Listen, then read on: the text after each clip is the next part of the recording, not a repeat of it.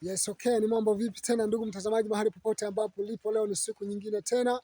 Tunamshukuru Mwenyezi Mungu ambaye awezaye kutupa uzima kila siku na kila kuitwapo leo, na pia tunamshukuru kwa siku ya leo pia kwa uzima ambao ameweza kutupa, kwa sababu ni neema tu. Sisi ni wakina nani hata kuweza kuiona tena siku ya leo? Ni neema tu ambayo tumeipata kutoka kwake. Lakini pia siku ya leo bwana, nipo hapa nataka tujifunze kidogo. Nataka tujifunze Kichina kwa sababu majuzi kati hapa nilikuwa zangu sehemu nikakutana na Mchina. Mchina yule nilipoongea naye kidogo kwa lugha ya Kiingereza alinijibu baadhi ya maswali, kwa sababu nilipomsalimia akanitikia fresh. Baada ya kunitikia nikamuuliza umetoka wapi? Akanijibu. Baada ya kunijibu tulipoendelea kidogo, ndio hivyo akapotea. Okay. Nimuuliza what's your name? Kaniambia my name is alisema nani.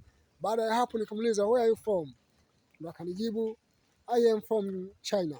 Okay, nikasema okay sawa. Baada ya hapo tulipoendelea kidogo, Mchina akapotea mazingira bwana. Baada ya kupotea nikasema no problem. Ndio maana hii imenipa akili ya kujifunza pia lugha za aina mbalimbali, ili niwe nazungumza nao kwa lugha zao, ili tusipishane sana, au sio? Na siku ya leo nataka tujifunze Kichina. Tunaanza na salamu, sio bwana? Nataka tujifunze Kichina, tuanze na salamu ili tuweze kujua mazingira jinsi ambavyo yalivyo. Twende pamoja.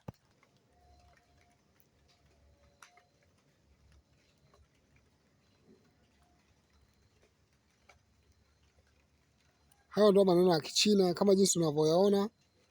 Twende basi tujifunze.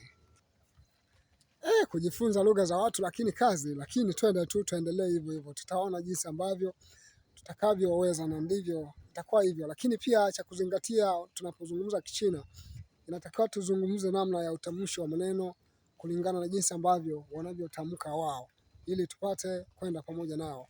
Kwa mfano anasema ni ho, ni ho.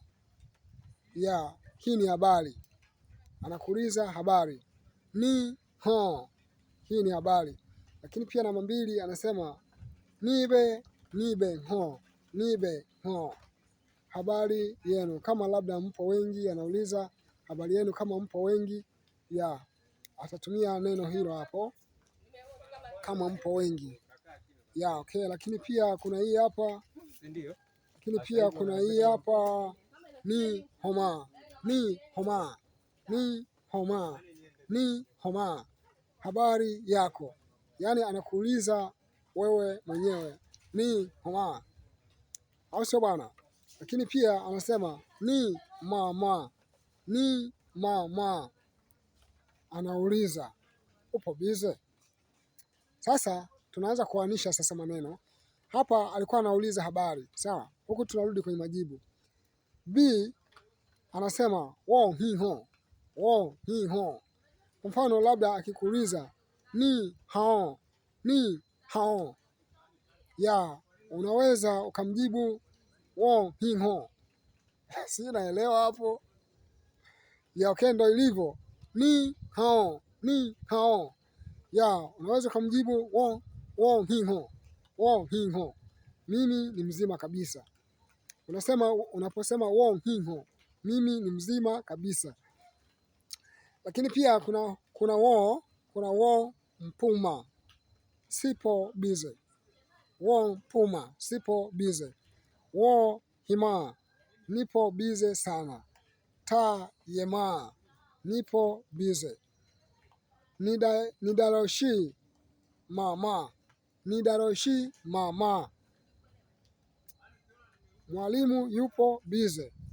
Nidaroshi mama, mwalimu yupo busy. Jao shima mize, unaitwa nani? Kwa mfano labda umekutana na Mchina, unaweza kumuuliza kwa jinsi hiyo na mambo yakakaa fresh kabisa. Ukitaka kumuuliza jina lake, muulize tu. Muulize kwa namna hii. Jao shima mize, jao shima mize. Hapo utakuwa umemuuliza kwamba unaitwa nani. Lakini pia zajeni, kwa heri, lakini wajao. Wajao B.